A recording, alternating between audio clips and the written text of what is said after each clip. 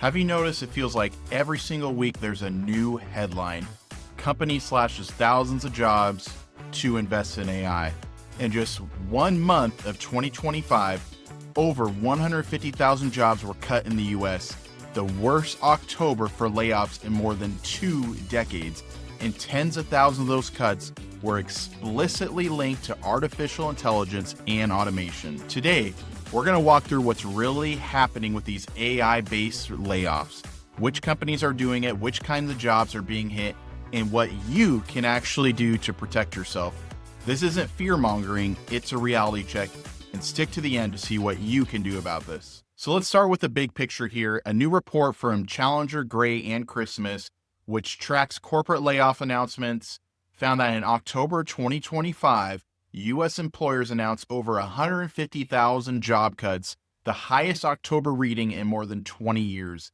The year-to-date layoffs have been over 1 million so far in 2025, mostly due to AI and automation, which is up about 65% compared to the same period in 2024, just a year ago.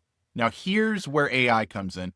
In that same report, artificial intelligence was the second most cited reason for job cuts, right before general cost cutting, which typically means they are cutting due to AI because they can save on expenses. So that's what cost cutting really actually means. So when you see headlines about AI killing jobs, this isn't just hype.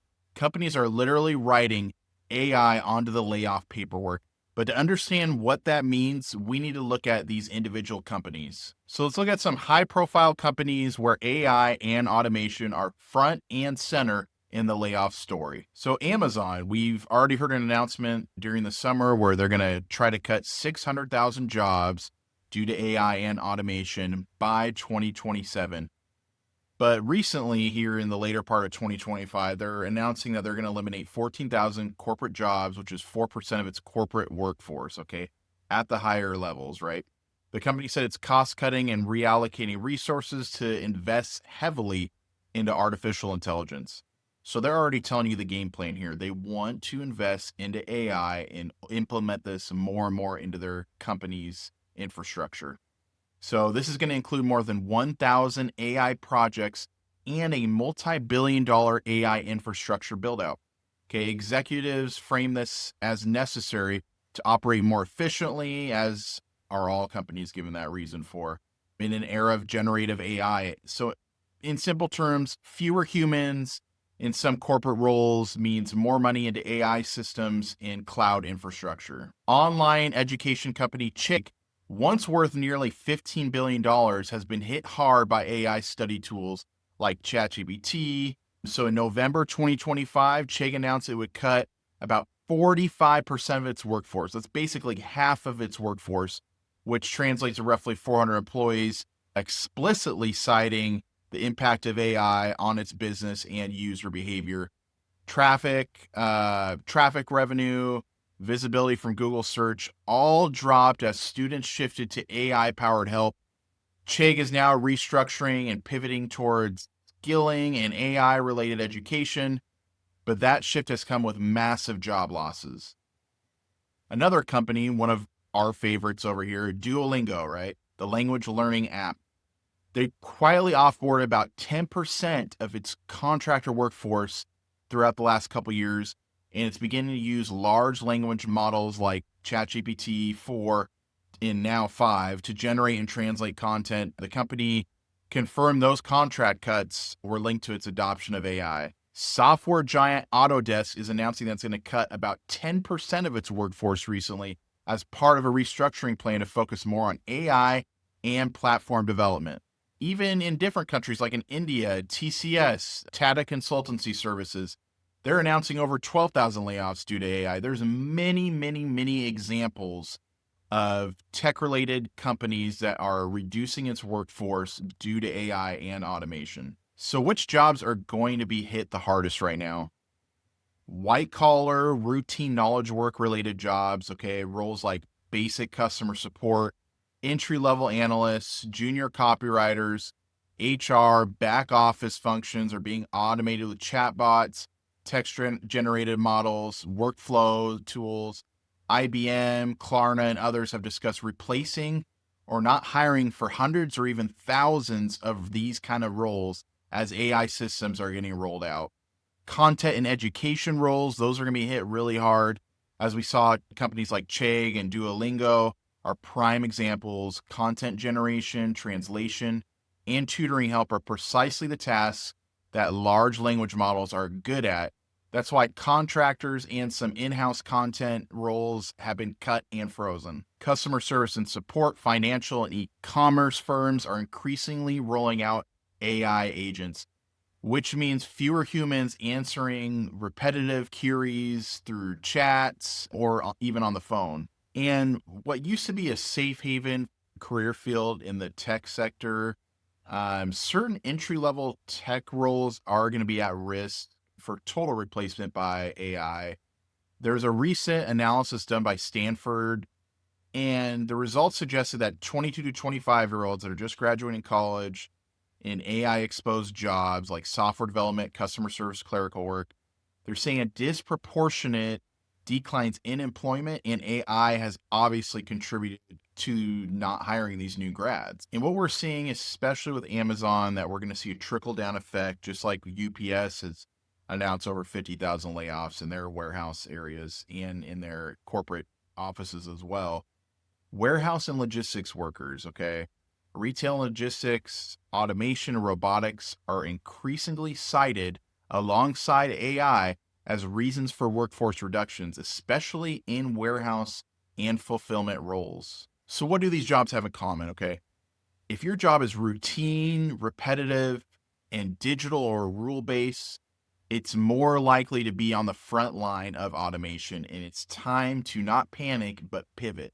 So, next, let's look at the breakdown of how AI and automation translate into layoffs inside of a company, because once you understand that, you can decipher what roles and skills you need to survive this mass wave of automation AI layoffs. Okay, number one, it's simple profit margin math. Okay, if a CEO believes they can replace 50 repetitive roles with one AI system plus a handful of supervisors, that's millions in dollars of savings all at one time. In a market obsessed with quarterly earnings and stock prices, that is a powerful incentive. Number two, task level automation. Okay. Generative AI can now draft emails, reports, marketing copy, answer customer questions, translate and summarize content. It can analyze patterns and data.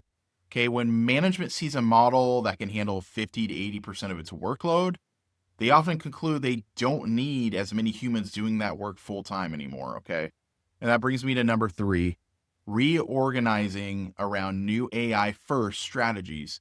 Okay. As we saw in companies like Duolingo and Autodesk, there talks about becoming AI first, which usually means fewer people doing low level execution in their job roles, more focus on headcounts in AI engineering, data science, and platform work, fewer layers of middle management. They can get rid of the middle people. And lastly, number four, hiring freezes that quietly kill future jobs. Even when AI doesn't cause layoffs, it often shows up as we're not backfilling this position or pausing hiring. So job openings start to vanish before they even reach you. And that's when you're going to start seeing, and we're already seeing it, where thousands of job applicants for just one job posting that pops up online, right? So yes, AI is not just another tool in many boardrooms. It's being treated as a reason to redesign the whole org charts throughout companies. Okay, so now for the part you really care about and what you really need to zone in on this video, okay? What do you do if you don't want to be replaced or left behind? Okay.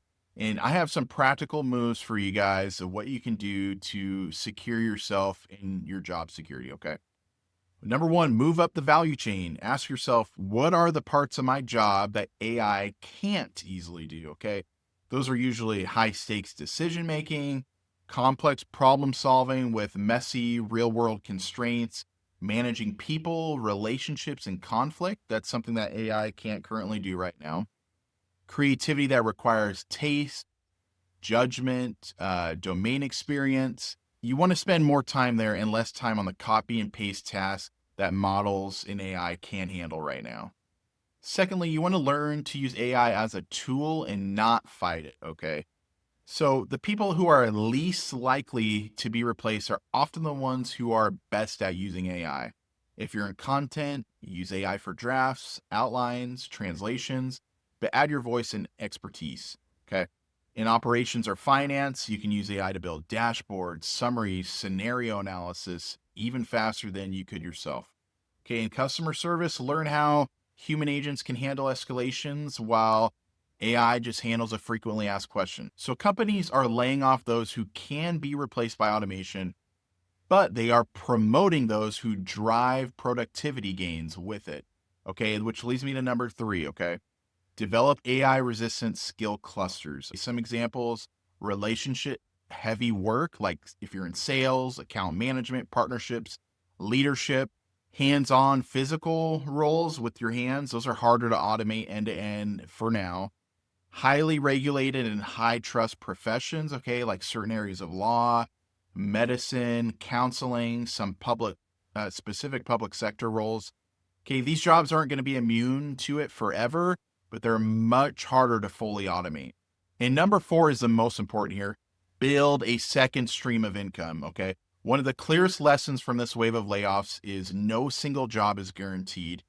And that can mean freelance consulting in your field of expertise. It could be a small online business or content channel. It could be teaching, tutoring, coaching. It could be building digital products or courses using the skills that you already have. You don't need to quit your job tomorrow, but having one or more sources of income makes you less vulnerable when the next AI restructuring email hits. AI and automation aren't coming, it's already here. We're watching in real time as companies cut tens of thousands of jobs while pouring billions into AI systems that can work 24/7, never sleep, and never ask for a raise.